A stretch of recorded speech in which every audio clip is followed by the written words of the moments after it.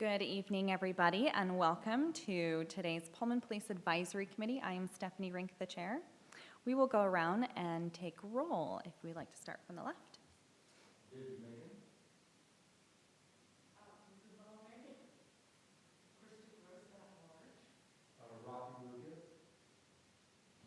Cody Yongpitak, ASWCU. Craig Watt. Craig Watt at large. Megan Parks. Barbara Hammond, College Hill. Phyllis Stahlkopf, Sunnyside Hill. Gary Jenkins, Police Chief. Darby Baldwin, Chief's Administrative Assistant. Wonderful. Welcome, everyone. So we will go to the approval of the minutes. So our last meeting was September 13th. Does anybody have any questions, concerns, comments, edits? Seeing none, do we have a motion to approve? I move we approve the minutes. Do we have a second? All right. All in favor? Any opposed?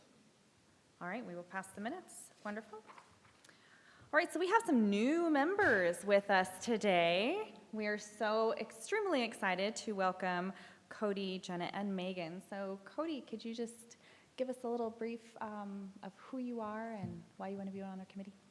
Hi, my name is Natapan Cody Yongpitak. I go by Cody. I am a junior majoring in neuroscience at WSU, and the reason why I want to be in this committee is because I am the director of safety for ASWSU, and I feel like as a director of safety at ASWSU, I should be more involved with the community because we as a community are also part of WSU, or WSU is part of the community. Wonderful, thank you. And Megan? Hi, I'm Megan Parks, and I am representing the GPSA and the graduate students at WSU, and I felt like this was an important role, and I'm excited to be taking part in this to kind of bridge that gap between what goes on here and the graduate students. Well, welcome to both of you. We're very excited to have you here today.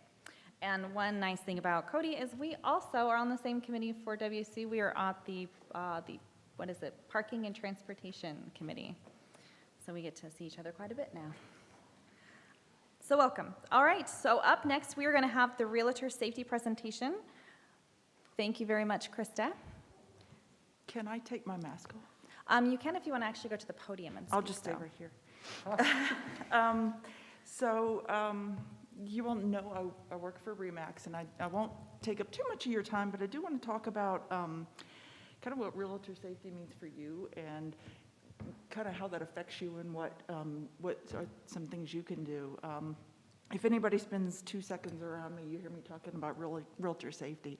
I love my job. I love the flexibility. I love helping people. I love the legal documents. But it's kind of scary, too. I mean, we go to vacant homes with people that we've never met before. I get calls from Zillow and floor calls at RE/MAX all the time. Kind of out in the middle of nowhere with no cell service, and I work by myself. I think the other bad part is that being a good agent means giving good customer service, and it means saying yes a lot. Hey, will you meet me out here in 5 minutes? Hey, will you do this? Yes. And also being from the South, I don't like to make people feel uncomfortable. So I have to juggle a lot of decisions about my safety versus comfort. So, you know, in previous jobs, somebody told me to go to a meeting. I went to a meeting. I met people there. I felt comfortable. I felt safe, and I did my job. Here, every time I get a call, I have to evaluate what's going on, what are their intentions, and I have to put a lot of things together in an equation. So one thing I did want to point out was realtor safety isn't an opportunistic crime by criminals. It's not, oh, I see someone I can steal from, or I can rape, or I can do whatever. These are predators. These are obsessive compulsive types that watch and look and study. I also found out that most of the criminals who do crimes against realtors are white men, age 30 through 55, middle to upper class, employed as either white collar or some professional job, and typically in a long-term relationship. And if you think about that, despite taking out the white male part, that sounds like a good client to me. Somebody in a long-term relationship, white collar, middle age, you know, I mean, those are the clients I get and that I adore. I also love my first-time home buyers, but so it's hard to take someone like that and say, oh my gosh, well, what damage could they do to me? I'm part of the Beverly Carter Foundation. I'm on the board. Beverly was a realtor in Arkansas, one of the top ones in her field. She'd shown a house 1 billion times to a married couple. And what she didn't know is that they were going to try to extort her for money. It went sideways. They duct taped her with green duct tape and pretty much suffocated her and buried her. She wasn't dead by then. She was, you know, buried alive. But her son pretty much took on the mission of, I'm going to get realtor safety out in the open, talk about it, and not to make us feel like we're always the ones that have to be uncomfortable. So I kind of wanted to talk about some of the things that maybe you don't know that we're always thinking about and doing, and then kind of what you can do to help. So one of the first things that I talk about a lot is layers of safety. So the first thing I think about is, when are people seeing me? They're seeing me online. Sometimes they're seeing my face at the movie theater.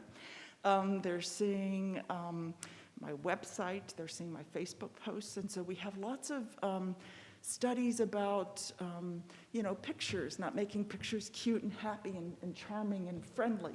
They're more professional, high-topped, you know, high-collared tops, less full body, just making social media posts less about me as a person, my hobbies, my interests, and more about me as a professional. When I first started, everybody said, well, you know, share a lot about yourself.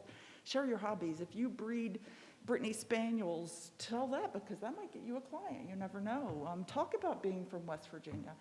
I don't do that so much anymore. I talk about my professionalism, my integrity, my dependability, and try to let people know as little about me as possible. So it starts with kind of that online presence. The next thing I do is I have a lot of safety measures behind the scenes. I have an app called Forewarn. So if I get a call from someone on Zillow or from RE/MAX, the first thing I do, whether even really if it's a friend or a referral from a friend, first thing I do is I go into my app, I plug in their, whatever I have, their phone number, their first name, last name, what state they're in, and I check their criminal history. I check their court and judgment history. And again, I'm not looking to nose around. I'm looking for battery. I'm looking for assault charges. I'm looking for repetitive charges. But the bad thing, again, layers of safety, is a lot of those sites aren't always up to date. They're not always right. And they've also been known to be racially biased, so I can't just rely on that. Okay, so what else do I have? I have my lenders. My lenders are my best friends. They are the ones that say, you know what, I'm your first guide, your first resistance to safety. I'm like, well, what do you mean? They said, well, I have my client's social security number, where they work, where they live. And if they're serious, they're going to start with a lender. They're not just going to come to me and want to go house hunting on a Saturday. So I love my lenders, and the first thing I do is say, have you driven by the home, and are you pre-qualified? And if you're not, let's get you there. And that weeds a lot of people out. It also makes my job a lot easier, too. And another proactive thing I do is I turn away clients. I had one guy that called up on a Thursday evening. He wanted to see a condo Friday afternoon. I said, you know, have you driven by it? Do you know where it is? Are you pre-approved? No, I want to look at the place first. I said, well, what if you look at the place, you fall in love with it, and you can't afford it? He said, well, I want to see if I like it before, you know, I do anything else. And I kept asking him more and more questions. I couldn't get anything out of him. I couldn't get him to a lender. He wouldn't give me a copy of his driver's license. He wouldn't meet me in a public place first, which those are not guarantees. But finally he said, I think that we should not go further. You don't trust me. And I said, you're right, I don't. Best of luck to you. And a lot of my colleagues said, Krista, why didn't you give him to, you know, Craig or Keith or one of the guys? I'm like, if somebody's not going to cooperate, like I don't even want them. I care about them as much as I do me. This isn't just about me. So, and this guy might have been a perfectly lovely client, but most of the people that I ask for driver's licenses or to meet me in public first, they are very willing to do it, and they end up being great clients. But it's hard to turn away clients a lot of times. Again, then I go into active measures. I meet people in public first, ask for a driver's license. But I spend a lot of time at booths in conferences for RE/MAX or National Association of Realtors, and it is not fun. It is not sexy. It is emotionally draining. And almost everyone that comes by there has a story, whether it's their own personal story, whether it's a broker who had an agent that worked for them, and they have all these deceitful stories of someone having a fake driver's license or a meeting at the office, but they still have mischievous intentions. So still have to always be aware. And again, always be willing to refuse a client or take a buddy. And then a reactive measure is I have a charm bracelet that if I am in a bad situation, I can press it twice. It will dial 911 and then 5 contacts. But honestly, if I'm pressing that button at that point, it's too late, right? They're just going to find a body at that point. But I just want you to know that there are these layers of safety that from starting with the social media onto after a showing, kind of what that means. Okay, so Krista, who cares? I'm not a realtor. This is your problem, not mine, right? But it is. So for buyers, first of all, you want a savvy agent. You want somebody that's going to protect yourself, themselves, and then your financial information, your all-in confidential information. You want somebody who's already thinking of that. So if you don't have a realtor that you already feel comfortable with, please be willing to ask them. Do anything that they ask in the realm of what you feel comfortable. Meet them in public. Give a driver's license. Get pre-qualified. But if you do have a realtor that makes you uncomfortable, because it could be the other way around, maybe, except that we're licensed and bonded, so we can have a lot more accountability.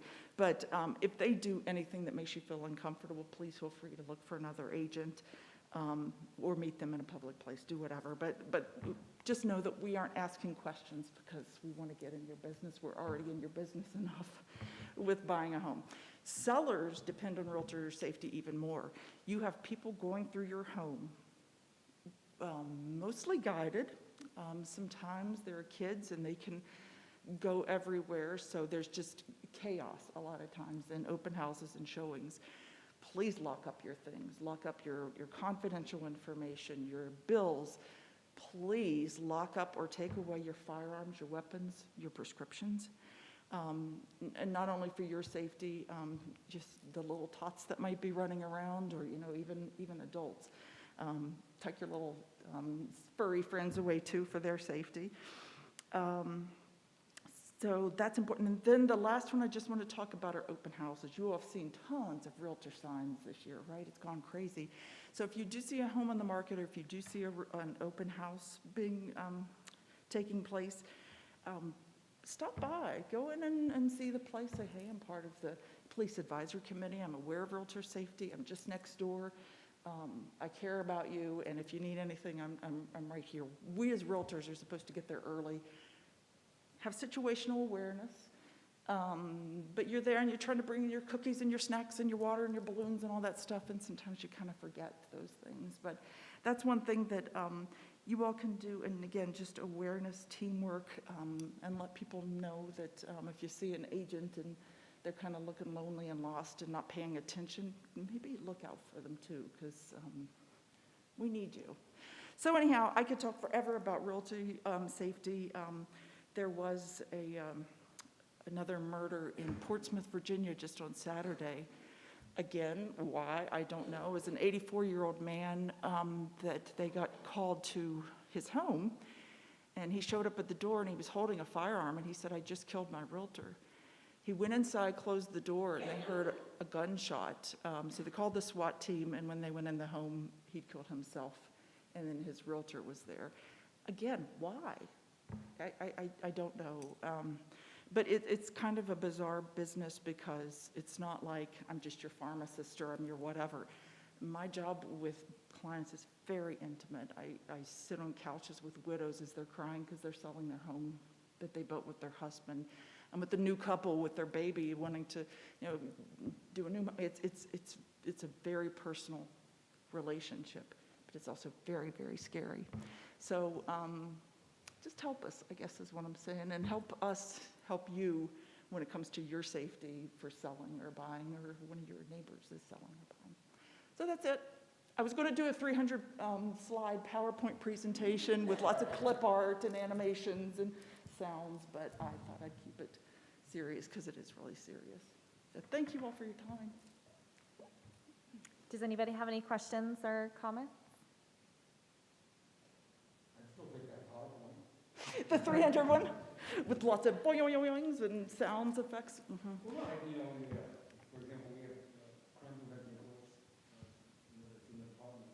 We always talk about how to prevent different types of crime. So this would be a really nice special topic.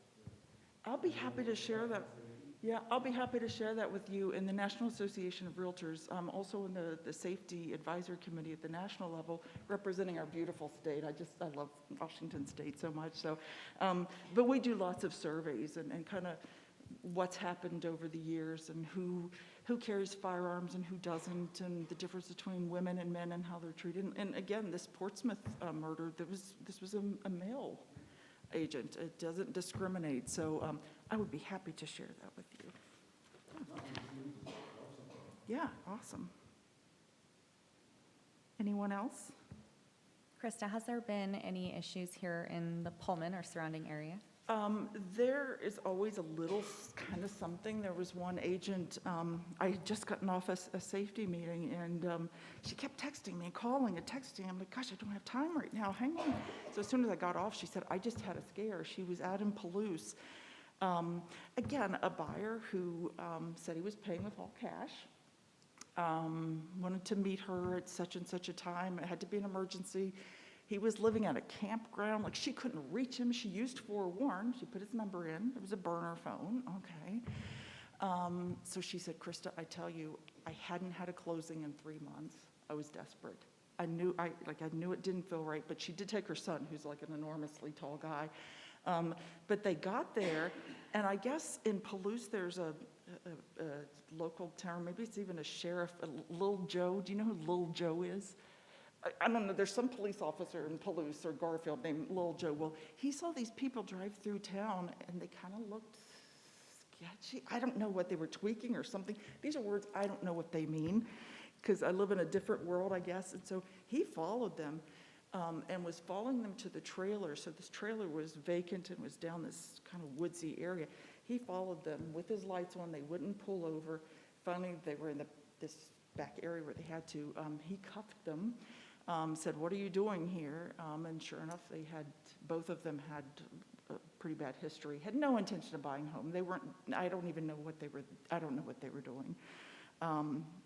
So anyhow, so there are instances of, people from wherever just kind of passing through, wanting to cause trouble. I don't know what they were doing, but she was startled. And she said, I knew better. And thank goodness for a small town that this police officer was just driving through and just kind of noticed these weird people that he didn't recognize, because everybody. But yeah, so things like that happen. We also do, remember, also for sellers, that after you have a showing or an open house, go through, make sure that the realtor has closed all the doors and windows, because there are good buyers that are checking out a home to see if it's something they're interested in buying, and other people are just kind of doing some reconnaissance. So they'll open up a window latch and come back later because they've seen the house, they know the layout, and they know where all the goods are. So just please be careful of things like that too. Well, Krista, thank you for that great presentation. Are there any other questions or comments?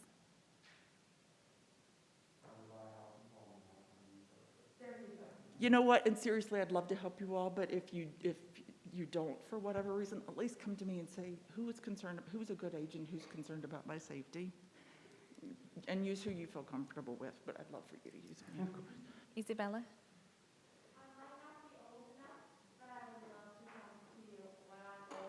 You know what, you are sweet, and I tell you what, I love my job, and I don't care if somebody buys a trailer or a huge home. I just want people to be happy. I love my job very, very much. And again, I love the legal stuff, so I try to protect people on both sides. But thank you. This wasn't a Krista promotion. This was just it's scary out there, and I think that we don't realize it when we have, because I used to live a normal life where I didn't really have to worry about safety at my job. So thank you all for listening. No, important information. That's great. Thank you, Krista, very much. So next on our agenda, we have the hybrid meeting option. So this was addressed previously on looking at if we can do Zoom, or I guess it's Ring Central here. And Chief, would you like to say what the city administrator said now that we can do? Well, previously, we were not set up really to conduct hybrid meetings by city departments or committees or commissions. We're now able to do that if we want to. So we have the green light to conduct hybrid meetings if that's what this committee would like to do. Okay, thank you. So one of the things that we will look at is being able to provide a hybrid meeting option for our public, any community members who would like to come. PAC members will need to attend in person. That will be required unless you have talked with both myself and Chief previously if they're not able to make it for some reason. And while Rob's in the room, Rob does this for city council, and he's been doing this for the committee, and he has agreed to help us out. And this is actually, he has a actual full-time job, and this is not it. So, Rob, thank you very much. Yeah, hey, while Rob's in the room, I want to say the acoustics sound different today. Like I can hear people. Did you do something? Is there like a fan turned off or something? Yeah, the overhead fans are not running, and we dropped many, many degrees since last meeting. Okay, well, I think I'd rather be able to hear than be hot. I can't always hear. Does anyone else have any trouble? Yeah, when the fans are running, it's very difficult to hear in this room. Does anybody have any questions or comments regarding the hybrid meeting option? Great. All right, next up, Police Department update. Chief Jenkins.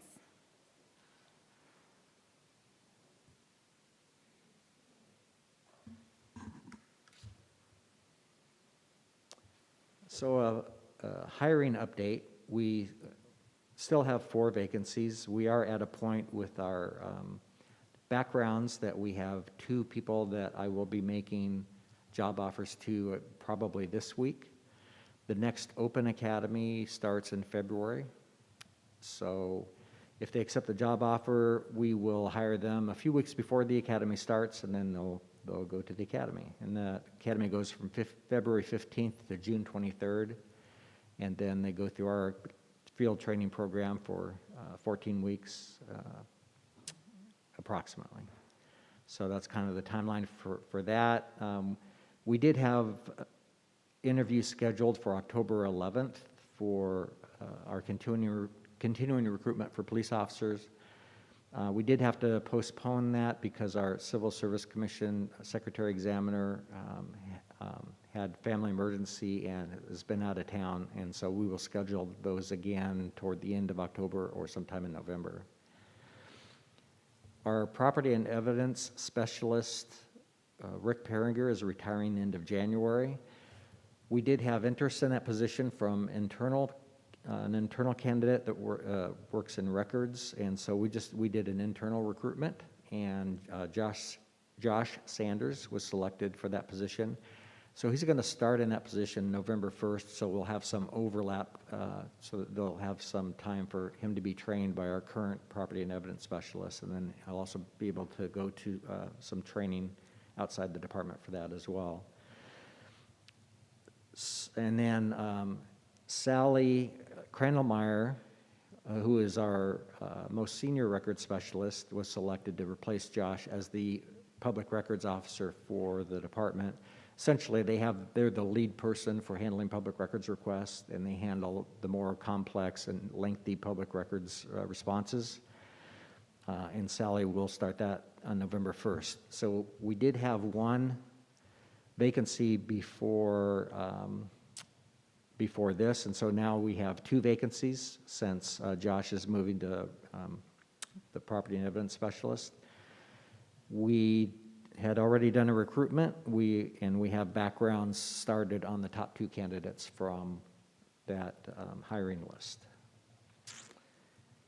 And then some things that have happened since our last meeting, September 15th, I attended the College Hill Association annual meeting virtually with our Senior Code Enforcement Officer, Liz O.J., and we attend that every year. One of the topics that we always talk about is code enforcement and quality of life issues on College Hill. You probably have heard on September 25th, we had a homicide on College Hill. That is still under investigation, and we held what's called a critical incident stress management what do I want to call it? A debriefing for our staff and fire staff that responded to that call, that helps them handle the trauma of those types of events. And we do that every time that we have a traumatic event like that. On September 29th, Pullman 2040 held an update, and Commander Opgennorth did a presentation with Fire Chief Heston about the safety element of Pullman 2040. On October 2nd, there was the Lauren McCluskey Race for Campus Safety that is held annually here in Pullman, and I was asked to speak at that event, and then our officers also helped with traffic control there. And October 4th, I did a presentation for Lions Club on the new legislation that we have in Washington. Oh, and let me pass, if you can pass these around, just pass them down. So there were some errors in the annual report that you all received. So this is an addendum to that annual report with some corrections. There was duplicated crime stats with comparison with state numbers from 2018 and 2019, so this provides a correction to that. And also, you may remember that our response times were very, very high in 2019, I think. Anyway, they're still high, but not nearly what they were originally reported. And we discovered that some of the data that we included in the original annual report had not been filtered the same way as previous years, and so now we're comparing apples to apples. And as first responders, the 3rd Pfizer dose has been made available to the police department staff who received the first 2 doses, and so our staff that wanted that 3rd dose received that last week. And then coming up, this week is our 5th session of the Citizen Academy, and it's going really well, I think. Again, I appreciate those of you who attended the practice sessions, because it really did help our staff prepare and make for much better presentations. And tomorrow night, I will be proposing to City Council a structure change in the department. In 2019, I asked for council to convert a vacant police officer position to a second commander position because we needed more administrative staff to divide some of the workload that was shared between myself and the commander, and also to take some of the administrative tasks that the patrol sergeants were doing to free up time so that they could properly supervise and mentor their staff. Well, that position never was filled, mainly because we had recruiting slow down and stop for quite a while because of COVID. In any case, we're kind of in a different position now, and I'm going to recommend to council that they take that second commander position that was unfilled and instead make that an administrative sergeant position. And we'll do a lot of the same things that we had intended to have a commander do, only have it as a sergeant position. And this will provide some more lateral mobility for our patrol supervisor, or our patrol and detective staff, all of our sergeants, and will be a really good position to help develop someone to be a future leader in the Pullman Police Department, rather than depending on bringing somebody from the outside that has that type of experience. So I will propose that to council tomorrow night, and if they agree, then we will work on assigning a sergeant to that position and then promote within to fill the sergeant position that that person vacates. So it will create some promotions throughout the organization. Does anybody have any questions about any of those topics or anything? It's going to be a sergeant position. We did talk about maybe making it a lieutenant position as well. But this way will be, any of the sergeants would have the capability of going laterally into that position rather than having a promotion, then it's just one person.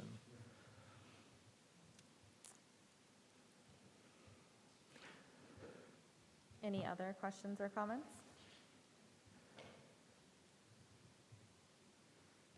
Great, well, thank you for that wonderful update. All right, next up, our constituencies polls. Does anybody have anything from their areas that they would like to report on? Yes, Isabella. Microphone, yes. Okay, so this is directed to like the overall high school, but mostly juniors and seniors of PHS. So we have college virtual tours that are coming up. So today was Seattle University, October 12th. Tomorrow is Lewis Clark State College. Wednesday is Central Washington University, and Thursday is Western Washington University. So that's exciting. We have the PSATs starting tomorrow, so that's going to be fun for people signed up for it. We have the U of I Virtual Design Day, which is Friday, October 29th, which is held over Zoom. The PHS Drama Club, they're having their Robin Hood show. I'm actually gonna bring up my thing. It's November 4th through 6th at 7 p.m., November 11th through 13th at 7 p.m. again, and then Saturday, Manatees at 2 p.m. So if you're interested in Robin Hood and want to see PHS students, I say go for it. They're really good. That's all I have to say. Well, I'm glad I don't have to take the PSATs anymore. Good luck to those who are taking them. Any others? In College Hill, I've been, had a request to put in a request for a yield sign to be placed on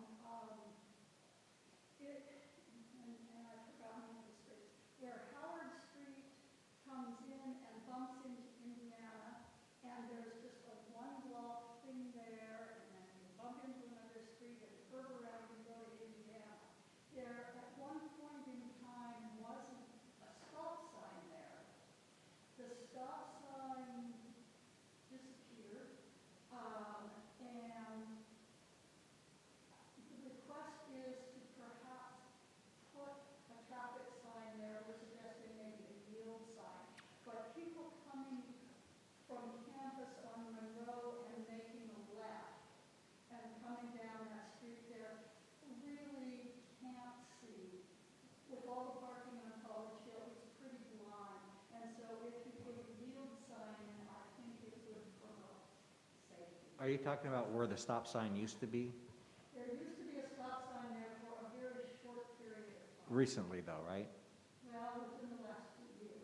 Okay, because I know there was a stop sign, well, maybe, I'm trying to think, I want to make sure I'm not mixing up my locations, but there may have been a stop sign stolen in that area, and they're going to replace it, and I don't know. There were two, and one of them was on the street that the Fiji house was on, and that one disappeared, and one on that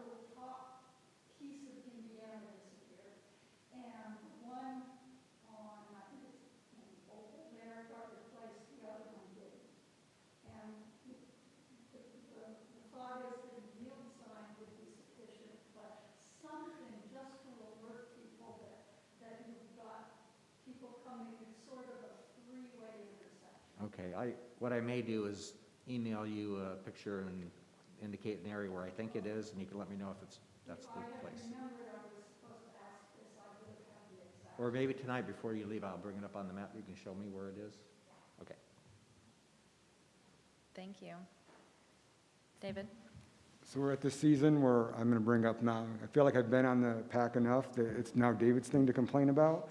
But it's not complaining. I do worry. The amount of people that are walking or jogging at night that are wearing all black clothes or, all dark clothes is troubling.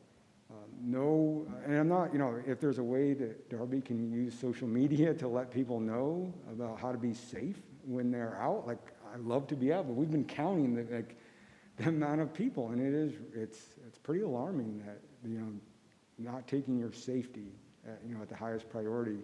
And it gets worse, as the season and the times will change. And we've been really good in Pullman about not having accidents. But, it's those near misses. And something we've noticed is just how close it is to those near misses. And I don't want them to eventually not be that. Yeah, maybe we can share that information with ASWSU, and you can help us out in getting the message to students as well. Yeah, I could definitely send a request to post it with the communities department. Okay. I think that reminder sometimes myself online, but oh gosh, I'm just in the dark, I should put something on.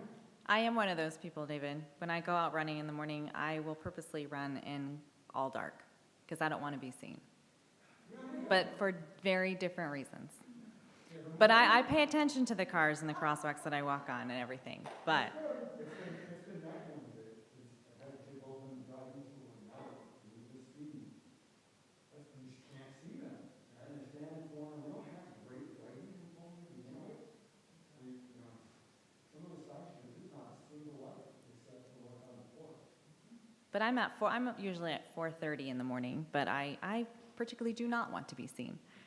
But I will take your information at heart. Yes, Isabella? I particularly have to say, as a new driver, please swear. Please, I swear. I do not want to hit a person. I want to get my license. I don't want to hit a person. So please, just please, do not wear black. I don't want to hit you.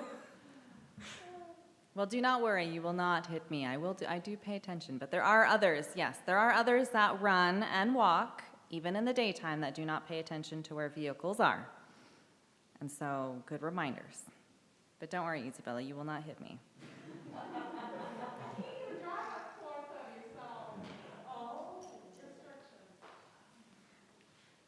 Anybody else would like to, so yes.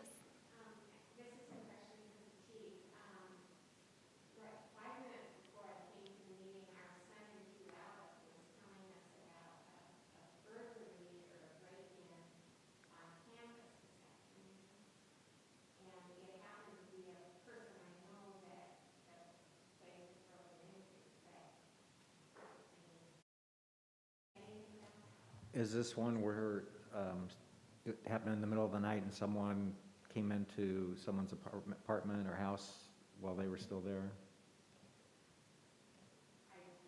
Because if it's on campus, I probably don't know about it, but if it's off campus, we did have I'll just go ahead and talk about it because it's concerning. Early Sunday morning at 3:30 on Ash Street, a girl woke up to find someone standing over her with a ski mask and holding a knife. Is this the one that you heard about? Well, I knew a knife was involved. I understood that it happened today, but that could be totally wrong. Yeah, it was Sunday morning at about 3:30. And we have, the only description we have, we don't even know the gender of the person. They didn't say anything. They were about between 5'3" and 5'5", wearing a burgundy full-face ski mask. So we're still trying to figure out exactly what happened and why, and the girl, as it turned out, kicked the person and then the person left. So it's a little bit strange. It sounds like it was almost maybe some type of a prank that went awry, but we don't know that for sure. That's just some speculation on my part, just from what happened, and it didn't sound like someone was there really to harm someone, because if they wanted to, they could have. So anyway, we're trying to develop leads, but we have very little to work with. Thank you. But yes, that definitely is the one that my son was talking about. He said that the person was between 5'3" and 5'5", so not a horribly intimidating size, but the girl, you know, just know her personally. And this happened, or I was told that I don't know what came from. Yeah, definitely very concerning. And I don't know if I discussed this with this group before, but a WSU parent that runs a WSU Parents Facebook page reached out to exchange information on a regular basis. And I offered to, if there's anything that's posted on their Facebook page that I can help answer, or whether there's any rumors about anything or any questions that could be answered, to please contact me. And in fact, this information was given to him, and they were not going to post it until they were able to confirm that it was actually true, which I really appreciate. And so I communicated with them on that.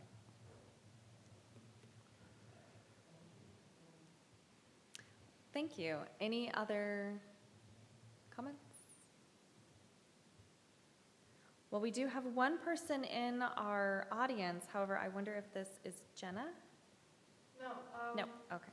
My name's Sam. I'm the ASWC Director of University Affairs. I'm standing in on behalf of Fatima, who is the Director of Community Affairs. She couldn't be here today.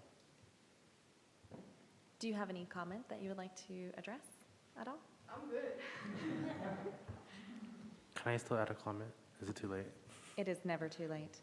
So I was talking with Sam yesterday about we feel like the area surrounding campus, kind of like leading to apartment land, is kind of really dark. So normally when I walk home after lab, it's like 9 o'clock, almost 10 o'clock, and I walk down B Street. And I think B Street is notorious for being the sketchiest street on campus leading into apartment land. So we were just wondering if there any possible way to maybe like have more lights in that street or just in the general area, because we feel like it's a little too dark. Chief? So next Tuesday morning, we are having a College Hill Matters Subcommittee meeting, which is a subcommittee of the Town Gown Collaborative.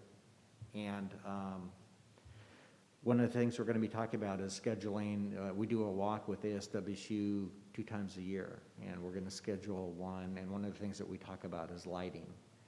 And so I'm trying to think of who from ASWSU is on the Town Gown Collaborative, or the College Hill Matters Subcommittee.